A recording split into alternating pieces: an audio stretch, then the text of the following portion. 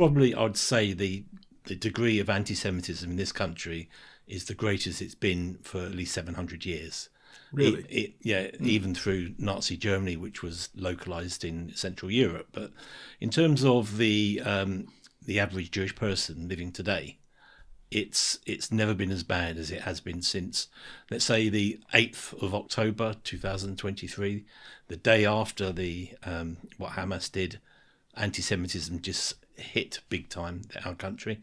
Got to the extent now, a recent survey of Jewish people in this country, they were asked about their future in the UK. 65% said they don't think they have a future in the UK.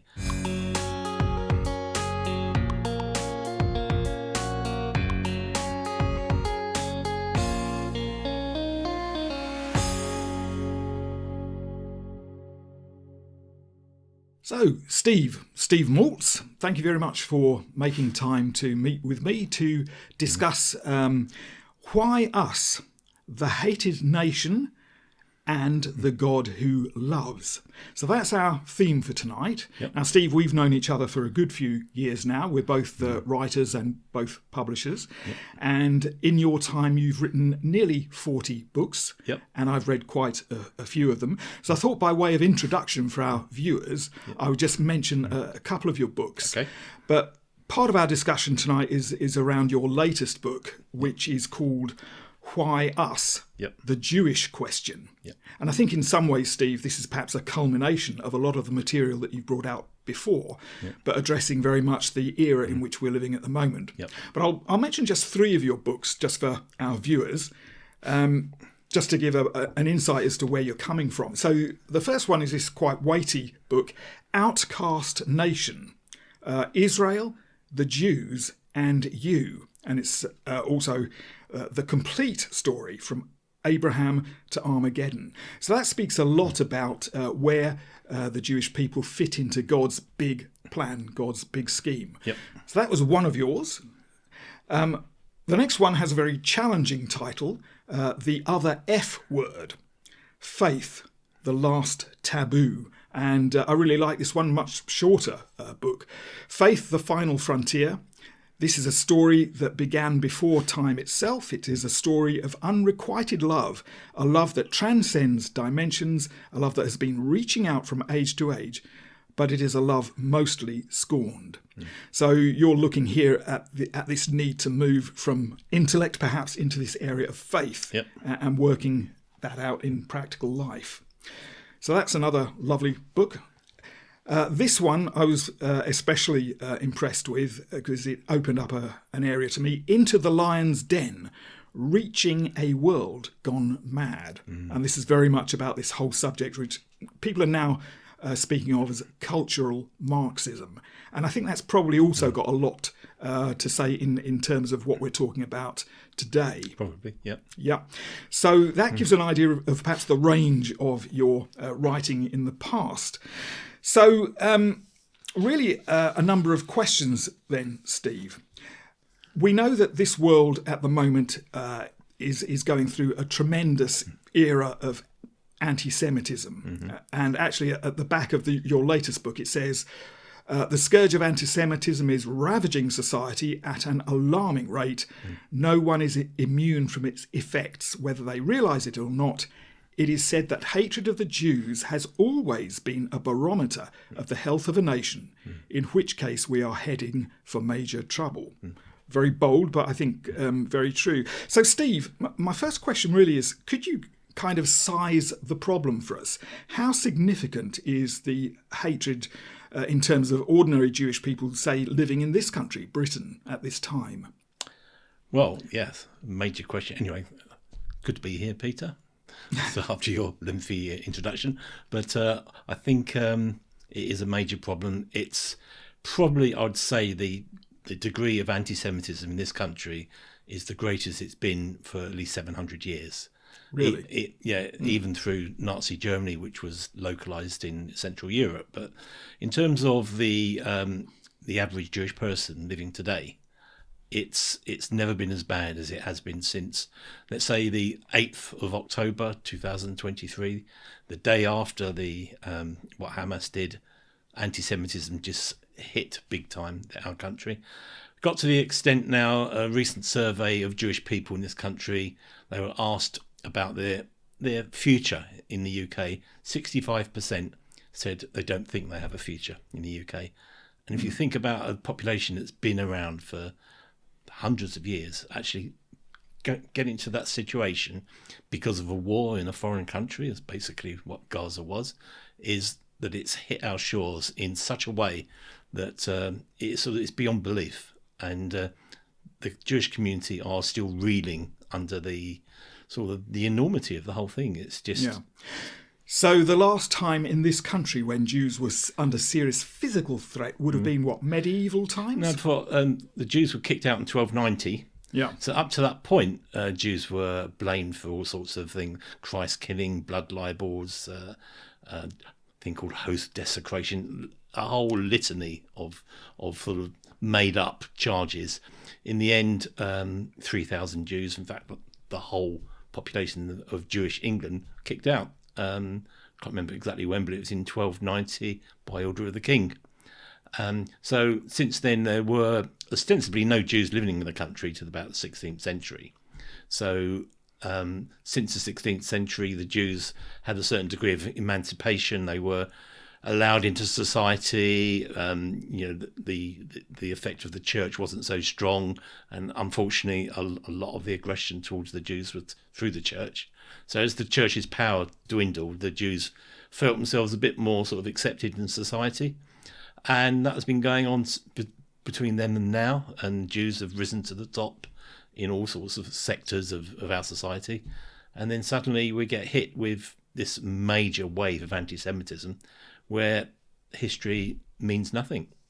Suddenly, Jewish people don't feel... People have forgotten. Yeah. Very rapidly lessons that should have been learned. Yeah. Okay. Which brings me on to my second question then, Steve, really, which is the spirit of Haman. And you might need to explain that a little bit, but I'm interested in the idea of Haman and Hamas. Funnily enough, one letter difference. Yeah.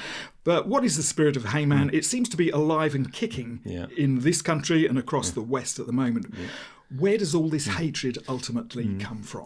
Well, it's interesting that Hamas is the Hebrew word for violence anyway. But Haman was around during the Persian Empire, and basically he was a figure who hated the Jews and wanted to kill all the Jews, and conducted this plot in order to get done with them, and wanted to just literally Holocaust in that day. But he was thwarted by Queen Esther and her uncle Mordecai, and everything was great. And now we celebrate his death every year by eating little pastries in his name called Hamantashen in Purim. It's every February. In fact, next week, I think. Right. Yeah, Purim this year. So Haman, the spirit of Haman, then has always been the spirit of sort of concentrated hatred of the Jewish people through anti-Semitism. And Hamans have appeared all through history. You've got Hitler. Hitler's a good example of one, and Stalin would have been another one. And there's a few that could take that mantle today in a lot of people, Islamists and some on the far left. So it's never gone away. But comes ultimately from... What would you say? Well, as Christians, we understand that there's a spiritual... We live in a spiritual reality. And where there's a God, there's an enemy. And the enemy, Satan, who is perhaps not believed in a way that he should be believed in, is who is behind anti-Semitism. And it's something that certainly non-believers, non-Christians can't get a grip on, because it is a spiritual thing. But a lot of Christians, neither. That is a problem in the church, that it's not taken seriously enough. But it is a spiritual problem. There's no other source of anti-Semitism except through the enemy's action. Yeah, so God forbid, in a sense, but that the spirit of Haman might even be found in that institution or the institutional church.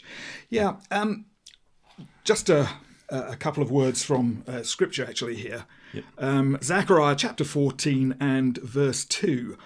I will gather all the nations against Jerusalem for battle. Now, Zechariah, in the second half of Zechariah, is looking forward into the future. Most people, I think, would argue.